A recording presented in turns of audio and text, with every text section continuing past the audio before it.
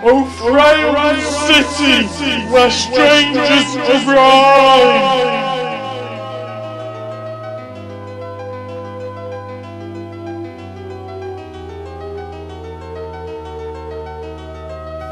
An empty plain beneath an empty night sky. A lone fire, so weak as to be nearly swallowed by the blackened, cracked stones encircling it. Seated on one of the two flat stones close to the hearth, a short, round man with sparse, greasy hair, faded red waistcoat over a linen shirt with stained, once white, blousy cuffs erupting around the pudgy hands. The round face was flushed, reflecting the flickering flames.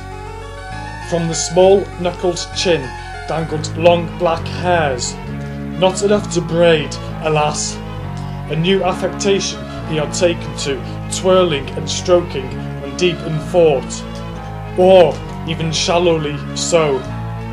Indeed, when not thinking at all, but wishing to convey an impression of serious cogitation, should anyone regard him thoughtfully.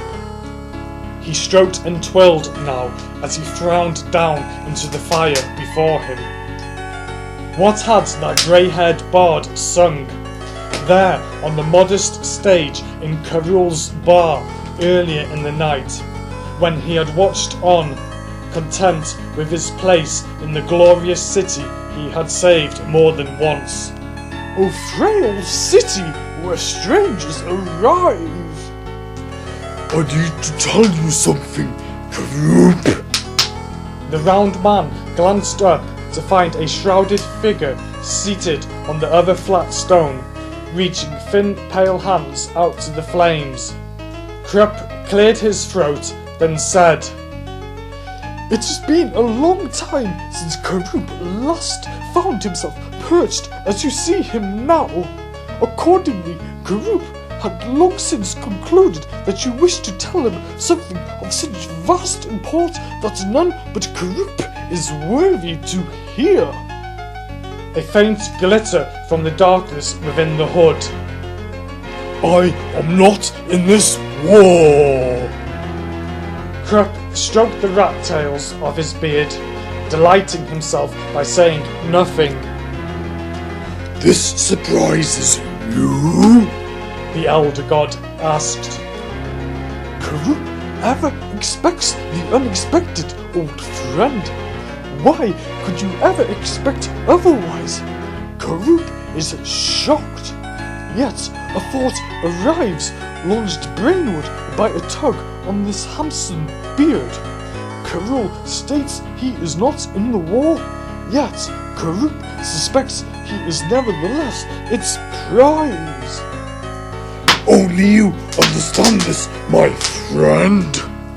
The elder god said, sighing, then cocked its head. I have not noticed before, but you seem sad. Sadness has many flavors, and it seems Karoop has tasted them all. Will you speak now of such matters?